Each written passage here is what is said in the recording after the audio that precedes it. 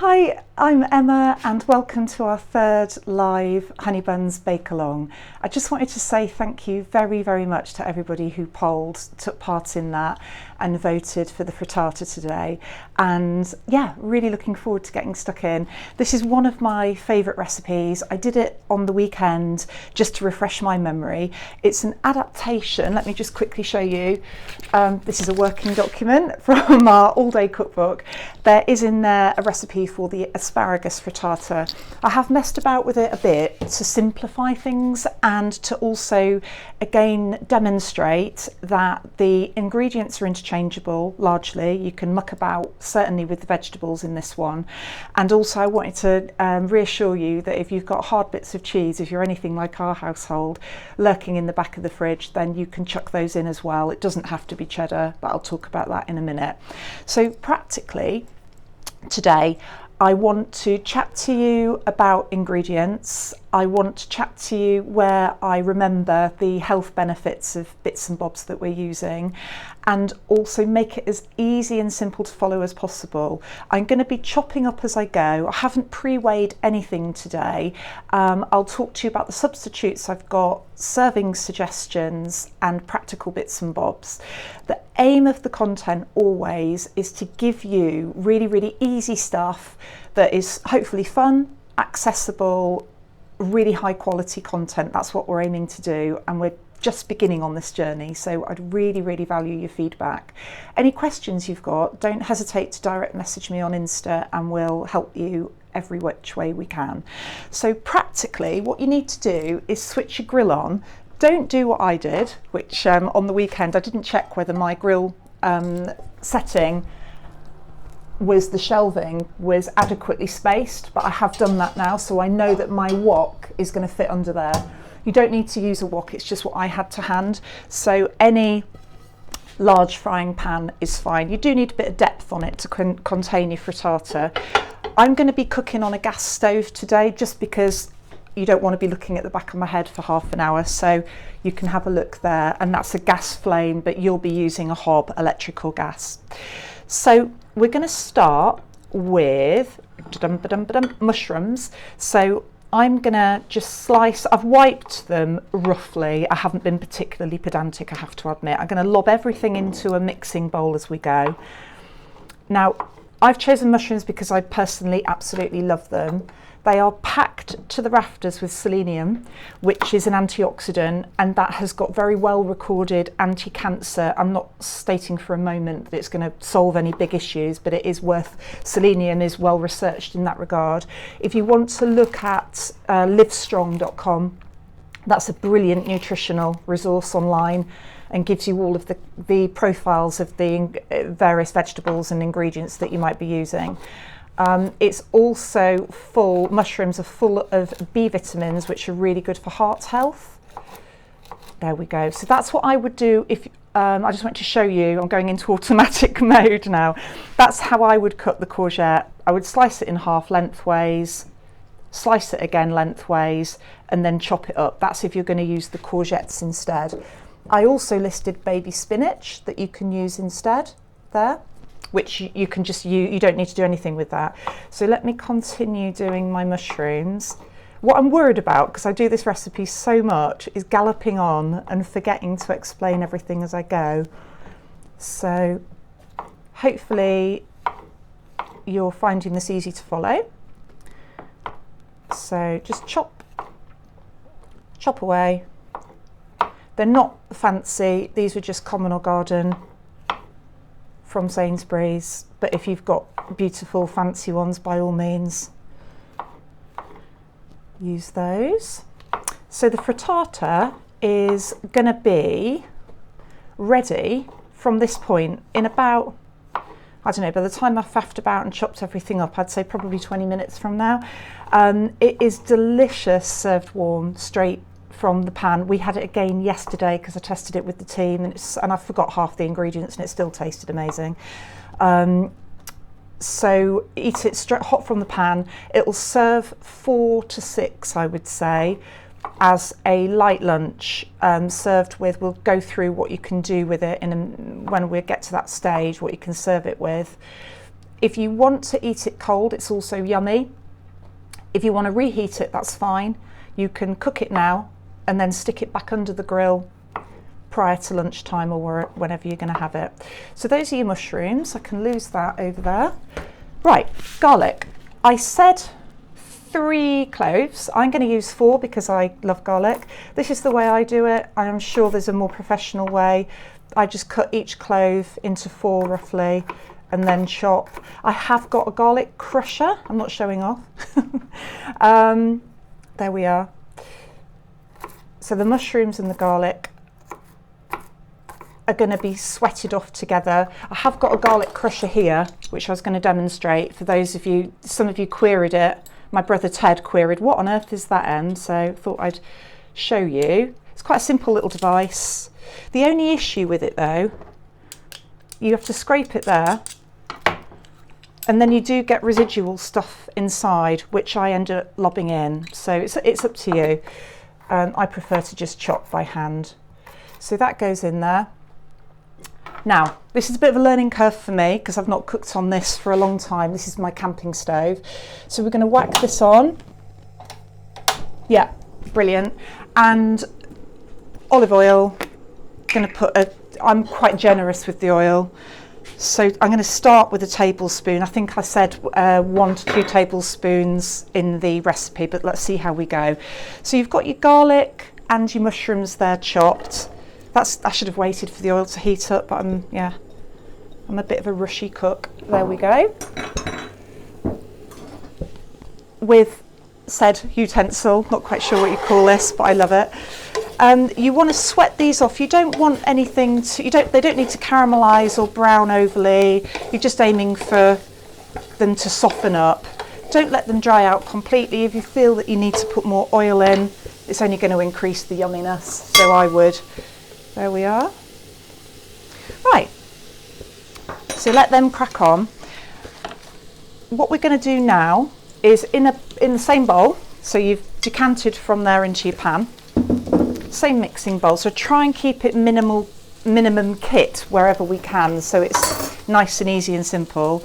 My beloved microplaner, a non-manky lemon this week, so we can actually zest it. Those of you who were amused at my last efforts using a tired old lemon and it wouldn't grate.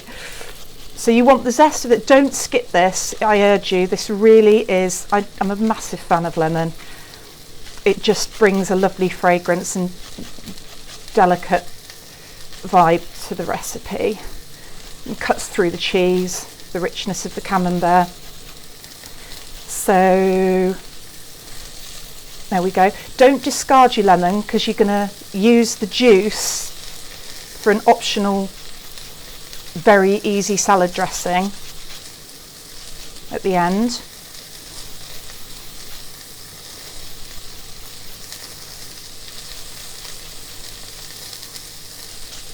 Okay, that's as near as damn it done. So I hope you're keeping up with this. I can't remember what I said to prep or not. Don't forget to scrape the back of your zester as well. You get a load of gubbins in there. Then just keep an eye on your mushrooms and your garlic. Move them around the pan. I need to keep a little bit of an eye out on this because this is quite an uncontrollable heat, so they are beginning to brown a wee bit.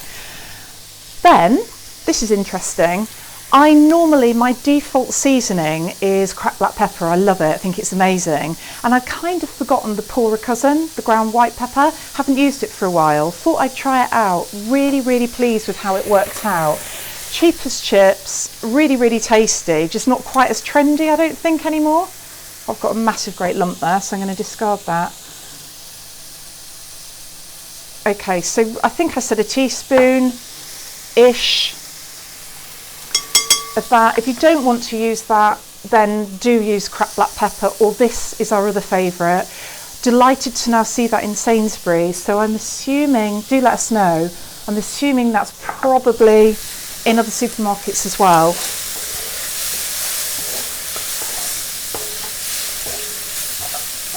Okay, next, this isn't probably in the order that I said, but it doesn't matter. Fresh mint, you can see how much I've got there, so You can either, hopefully you've got some of this growing, it is ridiculously easy to grow, windowsill, ours is growing outside the back door, is a bit of a thug, it takes over, or it would be a small portion of a pre-packed supermarket pack, okay? So a small handful I would describe that as. If you don't want to use mint, I think it works particularly well in this recipe though, it really is lovely, because it's going to marry well with the peas and the lemon. But thyme works really well, basil works well. Yeah, I'd stick with either of those three actually. Right, I'm going to take those off because they're nice and soft and they're beginning to brown. I don't want them to catch too much. So now we're going to go on to the grated cheddar. Do not worry if, like I say, if you've got hard bits of cheese in the back of your fridge like we do, then use those. Red Leicester, Gloucester, double Gloucester, any kind of cheddar will work fine as long as it's grateable. It's worth knowing, I deliberately kept this in here in the Cathedral City pack to remind me to tell you, this is vegetarian rennet, so it's suitable for vegetarians. Not all cheeses are, I'm sure you know that, but if you are cooking for a veggie, that's worth knowing. It's also really nice cheese, and we don't accept any money from brands, just to let you know. I'm not going to measure this out because I'm kind of going to guess it. It is it's a 350 gram pack, so I reckon that's roughly 150 grams there. That's good enough for me. I'm going to grate that in. Now what you can do as well, and our original book version of this recipe calls for Parmesan, so you can, of the 150 total grated cheese that you're adding, if you've got Parmesan in the fridge, then you can add, say, 50 grams of that and then 100 of your other cheese if you like a punchier flavour. I certainly wouldn't advocate using 150 grams of Parmesan because you'd have to remortgage, and also I think it'd be a little bit too powerful, even for me, and I do love strong flavours. So there we go. And be very careful this week not to forget any critical ingredients. Right, the aim of this recipe is to be quick, easy, nutritious, and crazily delicious. And it happens to be gluten-free and suitable for vegetarians. It would be good to do a version with vegan cheese, but I don't know how we'd get over the egg issue because that is quite critical in this recipe. Okay, 100 grams, I will measure these out. The reason people have asked me why I measure in a cup, my scales are a little bit sketchy, so I have to measure in this way. If I use a bowl, it doesn't like it. So I'm measuring out 100 grams. These are frozen peas. They're defrosted-ish. The only reason for mentioning that is that you don't want a massive, great, unwieldy clump of frozen peas to work with. So I did suggest that you defrost them ahead of time. Stick those in your bowl. And then 8 eggs, which I'm going to crack into a bowl to make sure they're okay. So these are free range, they've still got their feathers on. And just make sure they're all right before you lob them into the rest of your mix. Don't want the feather. There we are.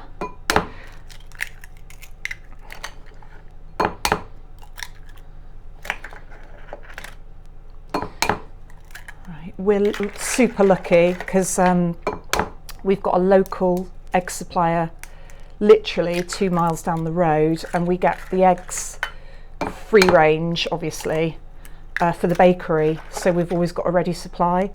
But it is worth checking out because I've noticed beautiful eggs now in our local village shops in the various different villages around. I think they've really focused on getting local supply during lockdown, and you taste the difference, you really do. So whack those in there. I'm going to show you the slow-mo method in case you guys haven't got a handheld electric mixer.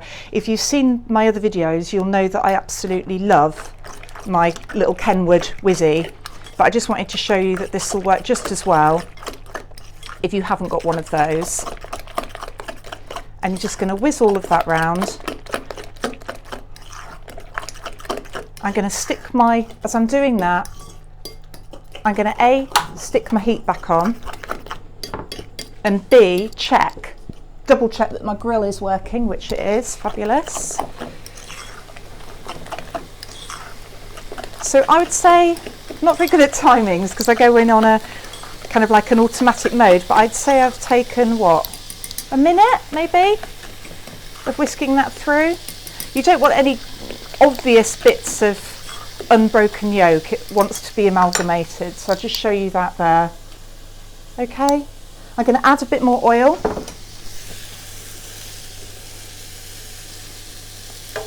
That will prevent your mixture from sticking to your pan too badly. There we are. Chuck that in. It is very bish bash bosh, and all the better for it, I think. By all means, have a faff about and make sure that all of your vegetables are covered.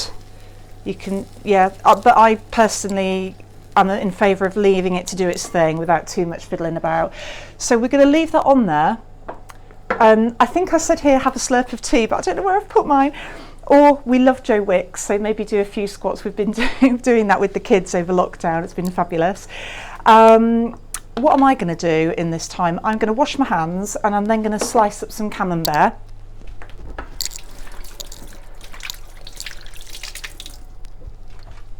I'm also going to tell you a little bit about peas, because I'd forgotten that. They are full of vitamin C, E and zinc. They also have vitamin K in them, which is really good for bone growth as well. The B vitamins, again, as I mentioned with the mushrooms, are really good for heart health as well. And they are a real Mother Nature powerhouse of vitamins. They're attributed to all sorts of stuff, anti-inflammatory qualities, again, brilliant for anti-cancer fighting and heart health. So yeah, do look them up. Livestrong's the website. We don't take any money from anybody. We just recommend stuff which we found, which we think is decent. So the Livestrong website for nutritional info is really good. It's all evidence-based information. So I'll just recap on the swapsies. If you don't want to use the mushrooms, baby leaf spinach is brilliant. That's also ferociously good for you. The courgettes, because they're coming into season, they're cheap as chips. People on allotments will be giving them away, or people who've got polytunnels. They are around here anyway. And this is optional. I cheated, I haven't made that. So that is pesto. It's not actually, it's a pesto style pasta sauce from Sainsbury's. It is gluten free, I did check, but you could put some of that in if you wanted to pep it up a wee bit. I don't think it needs it personally, but that is a delicious alternative flavouring. This is something that I wanted to show you as well. It's not photogenic. I have put the recipe on a blog, which we're going to post today. It's insanely good. This is from our book. It's called Lemon and Garlic Paste. All it is, it's really easy. You take a whole clove of garlic, a whole bulb of garlic, stick it in the food processor. For each bulb of garlic that you use, you're going to use the juice and zest of 2 lemons, and you're going to use 25 grams of toasted pine nuts. It's super easy but important to toast the pine nuts for about 4 to 5 minutes. Whiz it all up in the food processor. Clearly you don't want to have to go to that faff just for that amount, so multiply up, but those are the ratios you want. You then end up, you put that in the oven in little foil parcels for half an hour. It tastes like, as Hetta here described very aptly, it tastes like the scrapings of a roast chicken roasting tray without the chicken. It's just gorgeous, caramelised, a little bit of sweetness from the pine nuts, and then that lovely citrusy, preserved, lemony it tastes like vibe. And I'm talking too much because that's starting to burn. Right, so let me be quick. Camembert, because I've always got more than one cheese on the go, I'm going to use up what I've got, but basically I recommended half a Camembert. I'm going to slice it in ribbons like so, lay it on the top. You can see that the top of the frittata, so that's been on there for what, a couple of minutes, is still liquid. Don't worry about that, that's absolutely fine. And the edges, I do it by feel rather than timing. but the edges, can you see that, Lottie, underneath, are done. So you want the edges and the bottom to have set. You don't want them too brown. You don't want all this smoke. That's because that's a really fierce heat and I can't moderate it.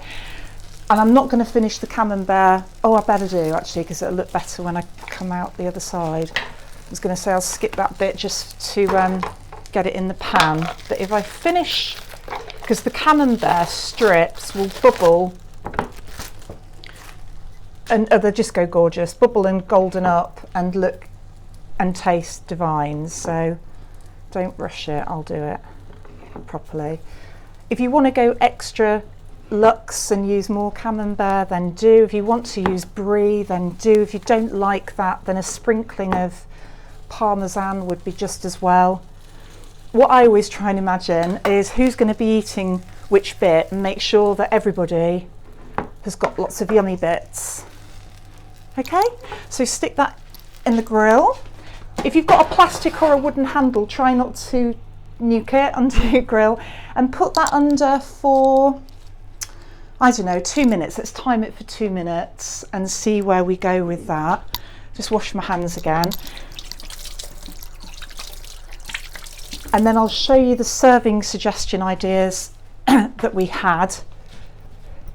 We've got 3 different gluten-free breads in the book, but they're also freely available. You don't have to buy the book. They are, this one is certainly online in a blog, and this is the multi-seeded loaf made with lots of flax seeds, sunflower seeds, pumpkin seeds, egg whites. It's not vegan, I'm afraid, but it is dairy free and gluten free and really, really delicious. It's got quite a cakey texture to it.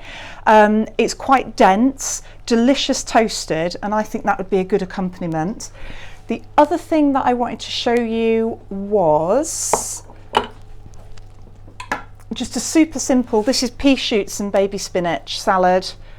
What I would do is squeeze the lemon that we mentioned before that you zested with roughly 1/3 lemon juice to 2/3 oil. I use much more oil than that, but that's the classic ratio.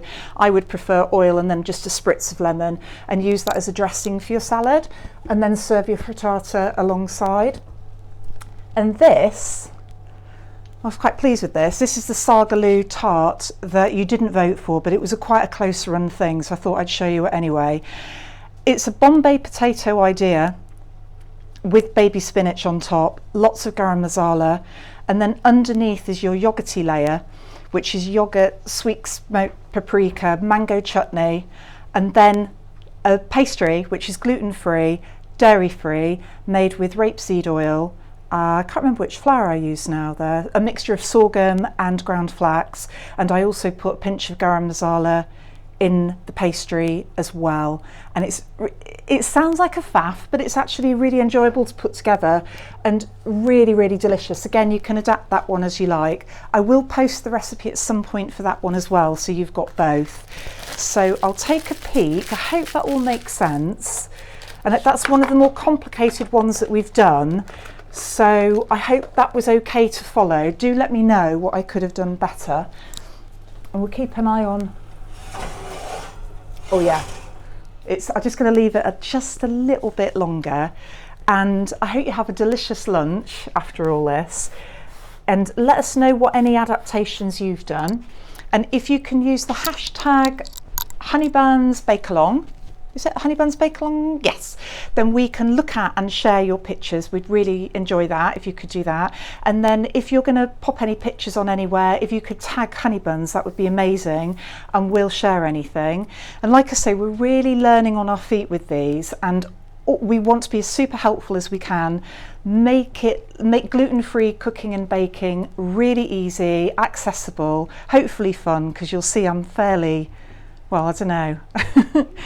Yeah, disorganised, I think, but I do bang out the flavours, but not in a particularly pretty way. But hopefully it will be delicious for you. Yeah, okay, I'm happy with that. There you go. There is your frittata, ready to serve up. And you can see how the cheese has pleasingly browned and golden. It's still sizzling and bubbling around there. Then you can cut that up, serve it now and enjoy it. Thanks ever so much, and I hope that we'll see you on next Wednesday. Thanks very much indeed.